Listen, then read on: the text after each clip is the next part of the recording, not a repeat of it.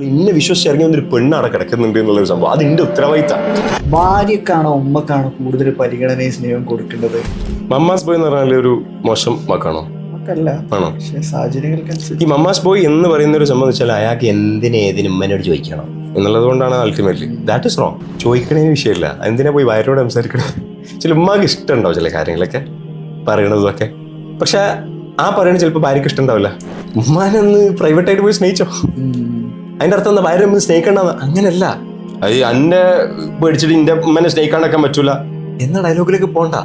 ഇത് ടൈം എടുക്കും, കാരണം രണ്ടുപേരും ഒരു വല്ലാത്തൊരു സ്റ്റേജിലാണ്. ഉമ്മ അത്രയും കാലം എന്റെ മോനെന്ന് പറഞ്ഞെടുത്ത് പെട്ടെന്ന് വേറൊരാളെ ആയിപ്പോവോ? അതേപോലെ ഒരു ഭാര്യ കടന്നു വരുന്ന സമയത്ത് എല്ലാ അമ്മമാർക്കുള്ള ഒരു സ്വഭാവമാണല്ലോ ഭാര്യയ്ക്ക് ജീവിക്കാൻ പാടില്ല, ഒരു കോൺസെപ്റ്റിൽ വരില്ലേ. ആ കോൺസെപ്റ്റ് ഒന്ന് ഇടിയണ്ടേ? അത് മാറണമെങ്കിൽ അവിടെ ഒരു സാധനം ഇവർ രണ്ടാളെ നമുക്ക് മാറ്റപ്പില്ല. അപ്പൊ അതിന്റെ ഇടയ്ക്ക് പിയാപ്പിൾ എന്താ ചെയ്യണ്ടേ? ക്ലെവർ ആവണം. കാരണം തുടക്കകാലത്ത് ക്ലെവർ ആയിട്ട് ഇവർ രണ്ടാളെയും ഇടയിൽ ഇടപെടാൻ പഠിക്കണം.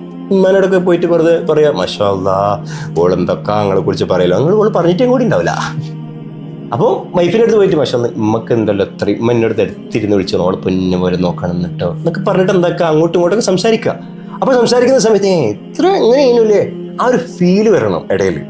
കാരണം ഇവർ രണ്ടുപേരുടെയും മനസ്സിൽ പേടിയുണ്ടാവുക, എൻ്റെ മോനെ മൊത്തത്തിലോട് വലിച്ചങ്ങോട്ട് കൊണ്ടുപോകുമോ, നമ്മൾ സ്നേഹിക്കാൻ വിടൂലേ. ഇത് ഈ പേടിയല്ലേ, ഈ പേടി മാറണമെങ്കിൽ എന്താക്കണം?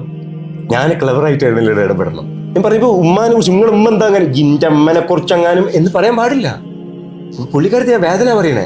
രണ്ടാൾക്കും എന്ത് ഫീലാണ് വേണ്ടിയെന്നറിയോ? ഞാൻ നിങ്ങളെ കൂടെ ഉണ്ട് എന്നുള്ള ഫീലാ. ഞാൻ നിങ്ങളെ കൂടെ ഉണ്ട് എന്നുള്ള ഫീൽ എങ്ങനെ വരിക? ആക്സെപ്റ്റൻസിലൂടെ.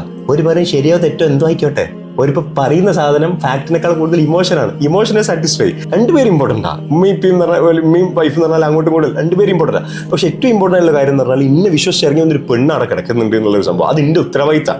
ഉമ്മൻ്റെ ഉത്തരവാദിത്തം അല്ല എന്നുള്ളതല്ല.